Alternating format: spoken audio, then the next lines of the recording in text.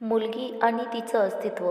गावातल्या एका जुन्या वाड्यात राहणाऱ्या गोपाळ आणि पार्वती या जोडप्यांची गोष्ट आहे. दोघेही साधे शेतमजुरी करणारे. त्यांच्या संसारात सगळं ठीक चाललं होतं, पण त्यांना मुलगा झाला पाहिजे ही अपेक्षा दोघांच्या मनात खोलवर रुजली होती. पहिली मुलगी झाली तेव्हा त्यांना आनंद झाला नाही. पार्वतीने तिला जन्म दिल्यावर पाहिलेलंही नाही. गोपाळने तिचं नाव ठेवायला नकार दिला. तिच्या आजीनेच तिचं नाव ठेवलं शशी. शशीचं अस्तित्व घरातच नव्हतं जणू. दुसऱ्या वेळी पार्वती पुन्हा गरोदर राहिली. यावेळी मात्र मुलगा होईल या अपेक्षेने गोपाळने सर्व देवदेवतांच्या मनोऱ्या रचल्या, पण दुसऱ्यांदा देखील मुलगीच झाली. गोपाळने तिचं नाव ठेवलंच नाही.